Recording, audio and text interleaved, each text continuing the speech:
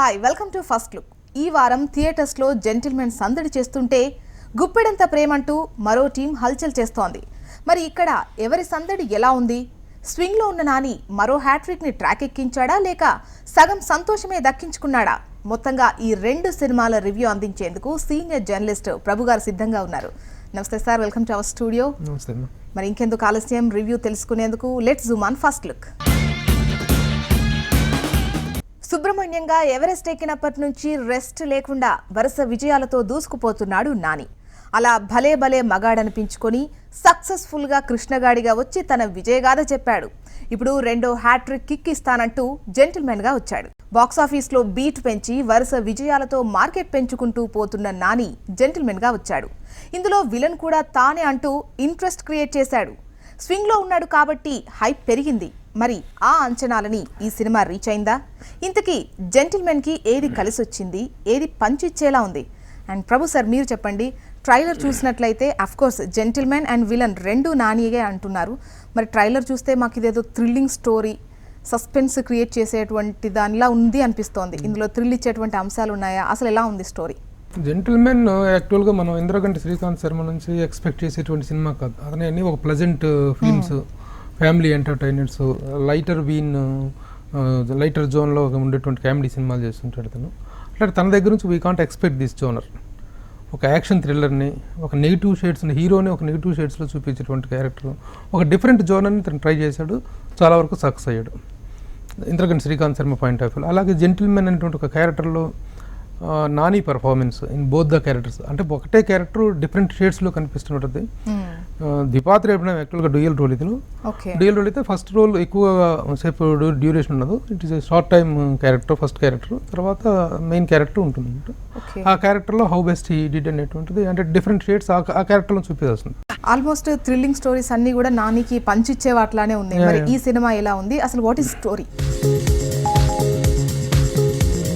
Story అంటే అసలు యాక్చువల్గా ఇద్దరు గర్ల్స్ హీరోయిన్స్ ఇద్దరు కూడా ఫ్లైట్లో వస్తుంటారు. ఫ్లైట్లో వస్తుంటే ఆ ఫ్లైట్లో పరిచయం ఉంది. ఆ పరిచయంలో మీ లవ్ స్టోరీ ఏంటి, నా లవ్ స్టోరీ ఏంటి చెప్పుకుందాం అని చెప్పేసి లవ్ స్టోరీలో they started. First Nivedita start చేస్తుంది, క్యాథరిన్ అనే క్యారెక్టర్. ఆ క్యారెక్టర్ తన లవ్ స్టోరీ స్టార్ట్ చేస్తుంది, తన లవ్ స్టోరీ చెప్తుంది.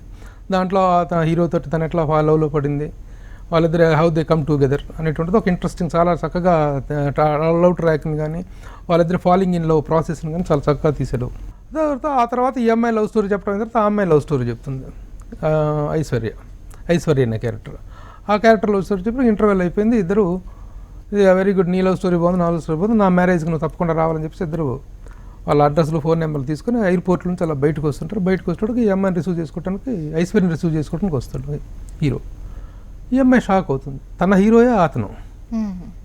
ఇదేంటి నా హీరో ఈ అమ్మాయిని రిసీవ్ చేసుకోవడానికి వచ్చాడని చెప్పి ఆ అమ్మాయి షాక్లోంచి తేరుకునేటప్పటికి హాయ్ అని చెప్పేసి, ఏదో పరిచయం లేని అమ్మాయిలాగా హాయ్ అని చెప్పేసి ఈ అమ్మాయిని తీసుకొని ఇతను వెళ్ళిపోతాడు.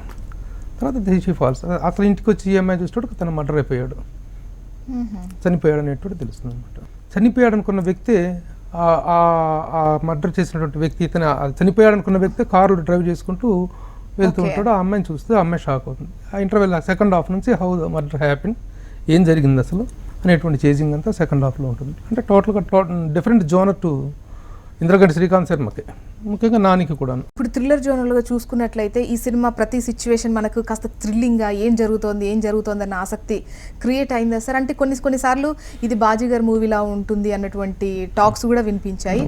అసలు ఎలా ఉంది? అంటే ప్రీ రిలీజ్కి ముందు వచ్చినటువంటి పబ్లిసిటీ పాయింట్ ఆఫ్ వ్యూ చూసుకుంటే నేను టోటల్ నెగిటివ్ క్యారెక్టర్ చేసాడేమో, తన మీద తనే ఒక ప్రయోగం చేసుకున్నాడు నాని అనేటువంటి ఒక టాక్ బయట స్ప్రెడ్ అయింది. అట్లా ముందు వచ్చినటువంటి న్యూస్ ప్రకారం కూడా చూసుకుంటే అది ఆ క్యారెక్టరైజేషన్ ఉంది. సెకండ్ హాఫ్లో టోటల్గా ఒక నెగిటివ్ క్యారెక్టరైజేషన్లో రన్ అవుతుంది. నిజంగా ఎవరు హూ ఈజ్ బతికున్నది ఎవరు, ఫస్ట్ నాని సెకండ్ నాని అనేటువంటిది ఆ సస్పెన్స్ చాలా వరకు రన్ అయింది. టువర్డ్స్ ద ప్రీ క్లైమాక్స్ మాత్రం అది రివీల్ అవుతుంది. ఆ రివీల్ అయ్యేదాకా ఆ suspense, next what happens next, ఏం జరగబోతుంది ఏంటి అనేటువంటి ఒక సస్పెన్స్ను కొంత సక్సెస్ఫుల్గానే రన్ చేయగలిగాడు ఇంద్రగంటి. ఓకే, ఇక సురభి విషయానికి వద్దాం సార్. ఈ మధ్యకాలంలో మంచి సక్సెస్తో దూసుకుపోతున్నటువంటి హీరోయిన్, మరి ఇందులో ఆమె క్యారెక్టర్ ఎలా ఉంది? రెండు పాత్రల్లో కూడా సురభి చాలా ఆ అమ్మాయికి ఇచ్చిన క్యారెక్టర్కి అది ఒక హోమ్లీగా ఉండేటువంటి క్యారెక్టర్. ఆ హోమ్లీ లుక్స్లో కానీ ఆ పర్ఫార్మెన్స్లో కానీ she did a good job. అలాగే నివేదిత విషయానికి వస్తే కూడా ఆ అమ్మాయి చాలా చాలా బాగుంది. చాలా యాక్టివ్ క్యారెక్టర్, చాలా డామినేటింగ్గా కూడా ఉందని చెప్పుకోవచ్చు through out the film. Second క్యారెక్టర్లో నాని ఎంత యాక్టివ్గా ఉంటాడో దానికి కరెక్ట్ జోడీగా ఉంది ఆ అమ్మాయి పర్ఫార్మెన్స్ కానీ అపీరెన్స్ కానీ చాలా చాలా బాగుంది, చాలా గ్లామరస్గా ఉంది. ఇక విలన్గా యాజ్ వెల్ as హీరోగా జెంటిల్మెన్గా నానినే. మరి ఈ రెండిట్లో ఇక పర్ఫార్మెన్స్ విషయానికి వద్దాం ఓవరాల్గా. అంటే ఎలా ఉంది పర్ఫార్మెన్స్ నానిది? రెండింటిలో వేరియేషన్స్ అంతా కనిపించిందా? అంటే నాని పర్ఫార్మెన్స్ గురించి మనం కొత్తగా చెప్పుకోవాల్సింది లేదు. Is a good performer, already proved well. ఇంకా బెలబెలే మగాడు అయితే అతని పర్ఫార్మింగ్ వాల్యూస్ కానీ పర్ఫార్మింగ్ స్టాండర్డ్స్ కానీ చాలా హై లెవెల్కి వెళ్ళిపోయినాయి. ఇందులో కూడా ఆ వేరియేషన్ క్లియర్గా ఉంది, చాలా క్లియర్గా, చాలా డిఫరెంట్గా చేశాడు. ఆ ఫస్ట్ క్యారెక్టర్లో ఉన్నటువంటి ఆ సాఫ్ట్నెస్ని, ఆ జెంటిల్నెస్ని ఎంత కూల్గా ప్రజెంట్ చేశాడో, సెకండ్ క్యారెక్టర్లో ఉన్న రఫ్నెస్ని, రగ్గునెస్ని కూడా ఆ విధంగా చేయగలిగాడు. అలాగే సెకండ్ హాఫ్లోకి వచ్చిన తర్వాత తనే విలన్గా మారుతాడు.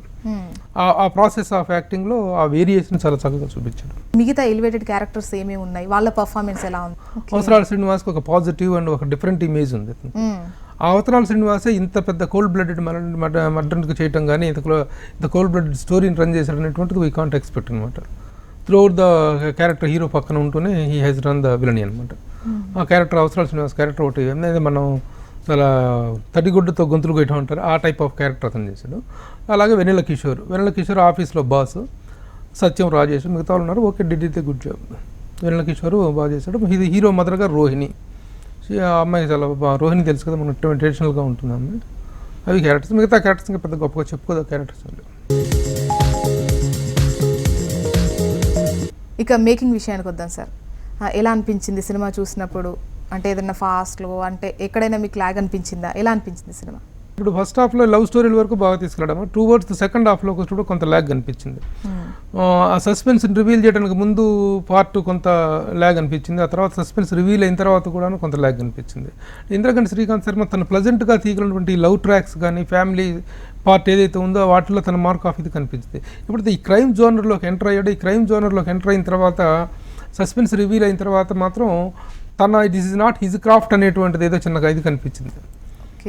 ఓవరాల్గా okay, it's a good dealing from Indraganti Srikanth Sharma. ఇక మ్యూజిక్ విషయానికి వద్దాం సార్. మ్యూజిక్ ఎలా ఉంది?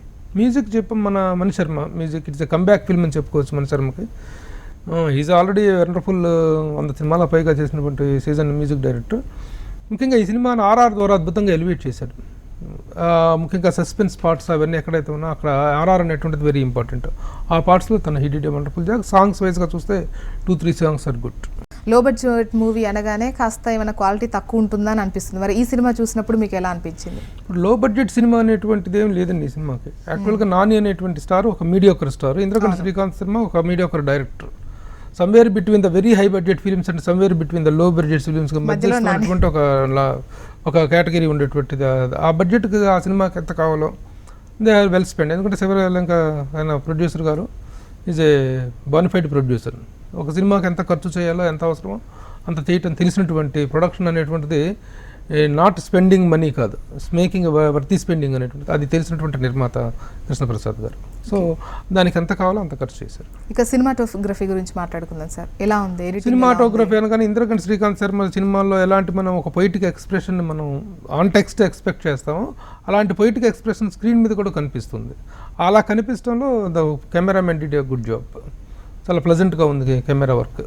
ఇది mister Vinda camera is very handling is very good. ఓవరాల్గా ఈ సినిమా గురించి చెప్పాలంటే ఏం చెప్తారు? ఎటువంటి గ్రేడ్ ఇస్తారు? గ్రేడ్గా అంటే అబోవ్ యావరేజ్. Okay right. జెంటిల్మెన్కు మీరు ఇస్తున్నటువంటి గ్రేడ్ అబోవ్ యావరేజ్.